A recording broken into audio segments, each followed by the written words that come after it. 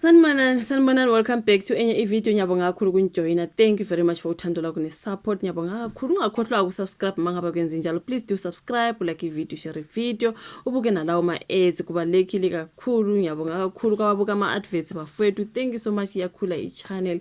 Ibingaba yini ngaphandle kwakho. I really appreciate nonke. Ngiyabonga kakhulu bafowethu. So kunodaba lukabhuti wesikhipha ama-files ebengilubonile ungathi luyatrenda kuthiwa ke lo weMoja Live uboshelwe nje ukususa uthuthuva into ekanjalo. So ngilibone ngale ngesingisi ngase ngithi ake ndikudingela olubhala khona ngesizulu sizokwazi ukuthi silulahlele kule channel, right?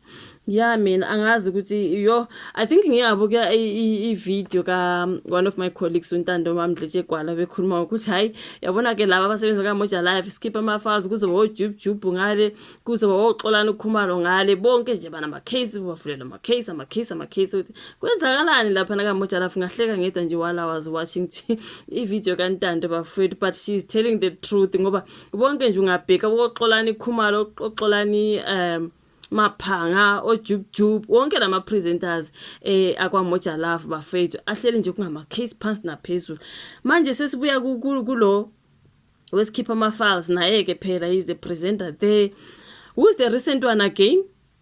Hayi ngeke bafowethu, it's just a whole lot of ama-court cases avuliwe. So asizi ukuthi uthiwa wenzeni ubhuti Siyabonga Mdlalose uyipresenter esikhipha ama-files. If you do watch Moja Live channel 157 umethule ohlelo ke olusihloko sithi sikhipha ama-files kwiMoja Live Siyabonga Mdlalose kulindele ukuba vele enkantolo kulandela ke isigameko sokudubula endaweni yokudlela ese-Stonehill ngase-Edenville eGoli ngolesihlanu.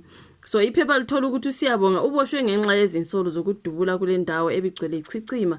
Okhulumela amaphoyisa aseGauteng Colonel Dimakazo Nevulwi usiqinisekisile lesi sigameko ke ephepheni. So utheke lo saziwayo ukhalele ngamasongo kaSigonyela emva kokudonsa isibhamu maqede waqhulula itelevision ngenhlamvu. Kaze itelevision kabani? Hayibo ngeke uSiyabonga Mdlalose bafethu. Akekho olimele futhi umsola kulindele ukuba vele enkantolo khona maduze ngecala lokucekela phansi impahla and Naxolisa besendlahlela bengifunda khona ngecala ke lokucekela phansi impahla nokudubula esidlangalaleni, and then abazibonele bathe kusuke uthuthuva ngesikhathi uSiyabonga edonsa isibhamu maqede wadubula itelevision kulandela ingxabano phakathi kwakhe nomdayisi. Okay, kube nomsindo kwadadazelwa futhi kwasaphazeka izingilazi noma ke kungalimalanga umuntu kodwa namanje abantu basathukile. So angazi ngeke wasedubula iTV manje ke pho bafethu hayi ngeke bayashoke kodwa ukuthi imizamo yokuthola ozokhulumela iMoja Live ayiphumelelanga ke uNonzwakazi Sekethi abasamtholanga mabezama ukuthi akaphawule ngalolu daba lukabhuti Siyabonga Mdlalose.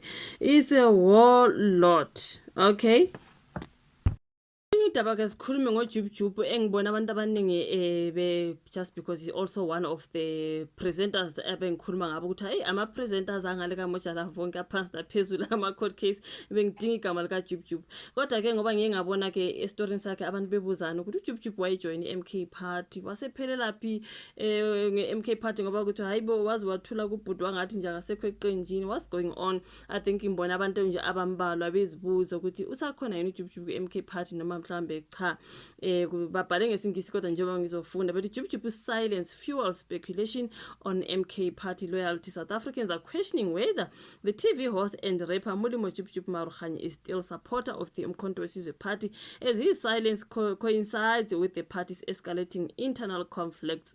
Besho ukuthi kuningi laphana kodwa bathule koJubjubu ababebonakala bengathi babhizi lapha wayephisana ngezikipa hambe phisana ngezikipa ze-MK Party emgaqweni kuphi bathi ukuphi uMaruganye ngoba ngathi akasena interest. What's going on? Mhlawumbe ukhethe ukuzithulela. Jubjubu joined the Jacob Zuma-led MK Party in 2024 after leaving the Economic Freedom Fighters. Aka EFF waphuma wangena kaMkhonto. Okay, has been suspiciously absent from public support amid the party's ongoing dramas, prompting widespread curiosity about his political stance. Late last year, Jubjubu was actively involved with the MK Party, since distributing MK Party t-shirts at a petrol station and on the streets. He was also photographed alongside former President Jacob Zuma at the Zuma Sinkatla home, proudly wearing an MK Party tracksuit, signaling his commitment of the party at the time. Manje abantu bathi kanti where is he? omunye usekommentile lapha ngaphansi wathi, can't you guys see ukuthi MK Party is a sinking ship? The owner Gedlehlekisa Zuma is taking ANC to court to claim ANC membership. So how will an ordinary member take MK Party serious? Njengoba bengisho ukuthi uFloyd Shivambu is learning from the best ngoba nangu na usayilungu le MK Party kodwa uyovula enye party. Wenza lokho akubone ubaba uZuma kwenza ukuthi uyilungu le ANC uthi akafuna uphuma kashiya phansi njengoba hayi kubalekile lokho phela kudala bafowethu wakwaba upresident we-ANC nakho konke ukuthi abakwazi ukumxosha lapha. So Shivambu is doing the same. Manje uthi lona, how will an ordinary member take MK Party serious? Abantu abakhomenta ke laphana ngaphansi kwestory abanye bethi, no, we wonder where is Jub. He's so quiet. People are saying, no, let him be quiet because that is a sinking ship. Guys, you can't be blaming him because it's a temporary work to join i-MK Party. Ngomunye ebhalile ukuthi ukungena ka-MK Party nje kusuke kube yinto nje temporary, sokungangenanga nje ungenile, you know what I mean? Angazi bafethu, mhlawumbe ukhetha nje ukuzithulela uJub lamaswidi inkosi yami, mhlawumbe ichoose to be silent. Wayesa serious ngesikhathi sasungula phoke ukuphi wathula kwathi do akabonakala indawo uJub. Mhlambe he chose to not participate kwinto ze politics and whatsoever. Kwazi bani impendulo sizoyizwa kuyena mhlambe mesebona ukuthi abantu bayazibuza, where are you? Mhlambe uzophendula, asazi. We're gonna bring an update on that. Ngiyabonga kakhulu ukuthi ubuke video. Okay, thank you very much. Ungakhohlwa ku like and subscribe. Asiphinde sihlangane kwezayo. Bye.